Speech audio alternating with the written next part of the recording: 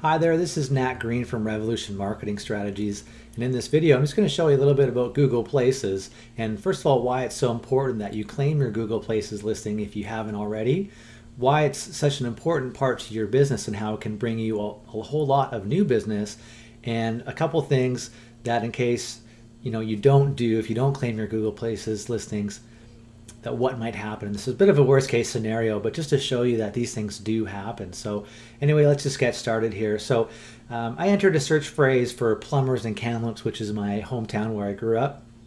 And as you can see here, there's a few different areas as far as how the search results are being displayed. And you'll notice up top here, they've got a highlight. It's kind of a bronze or beige box, I guess.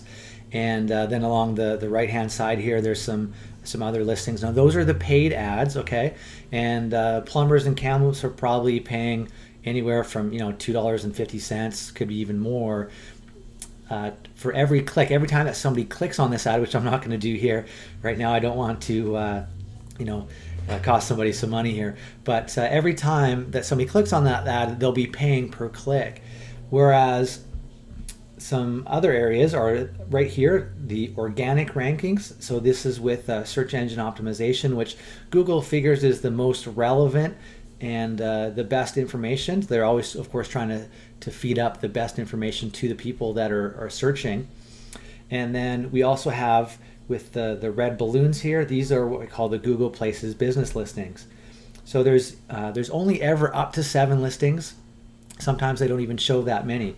But it's definitely one of the easier ways to get on the first page of Google, which of course, if you're on the first page of Google, you're going to be getting a lot more traffic to your website, more phone calls to your business, and you're probably going to end up selling a lot more of your products and services and becoming more profitable. So it's definitely something that you want to do. Now, with some other examples, you'll see here, now sometimes when you search for different search phrases, that they'll be served up differently. So if you see here, I typed in Chinese restaurant Kamloops.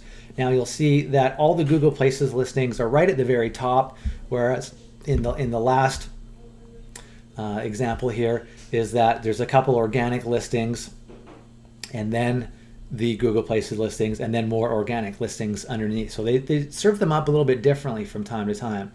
Now I'm just going to go back to the Chinese restaurant example here, and if you see here, first of all, there's this one here has 3.5 stars.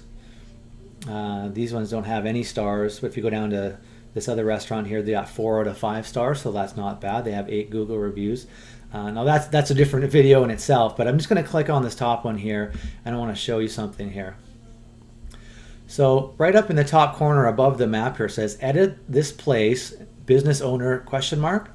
Okay, now first of all, this restaurant has not claimed their Google Places business listing, and that's very bad for a number of reasons.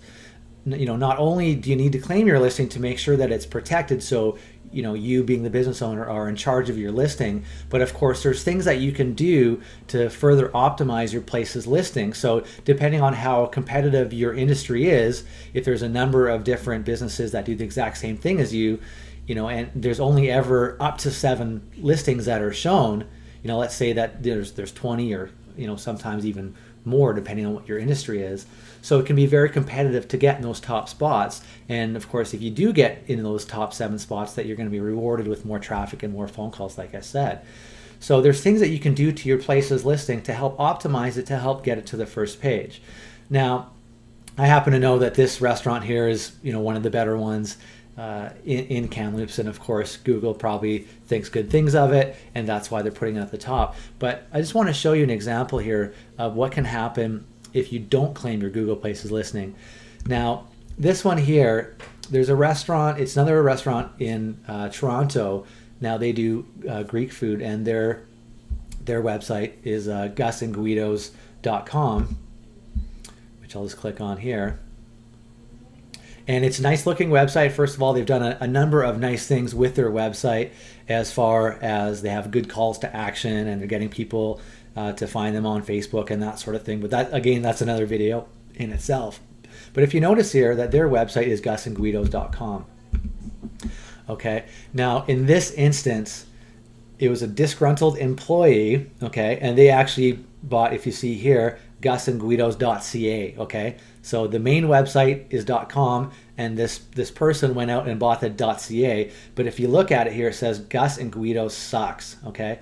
So first of all, if we click on that, opens up this website and it says Gus and Guido sucks. So obviously that's not something that you want to have happen for your business, okay.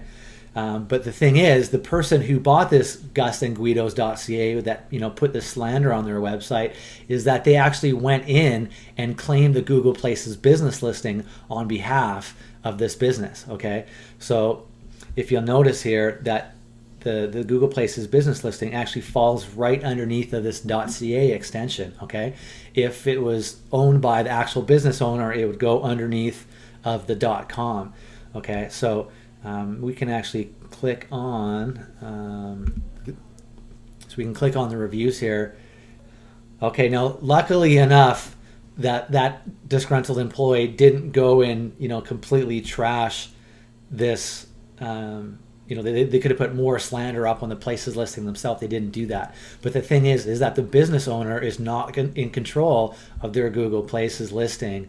That the ex-employee, who obviously is trying to go out of their own way to harm this business, they're in control of it. So first of all, it's very important to get your own Google Places listing and optimize it so you can get found on the first page of Google and get more traffic, but also just to make sure that you claim it so this doesn't happen to you. Okay, so if you need help with this, if you want to get more traffic, if you want to get more phone calls for your business, and of course end up selling more and becoming more profitable, and also stop from having either a disgruntled employee or possibly a customer that was unhappy with your products and services from doing something like this, and you don't know how to do it through Google Places, then of course give us a shout at Revolution Marketing Strategies. We'd be happy to help and make sure that you're taken care of. So thanks very much for watching the video, and we'll talk to you soon.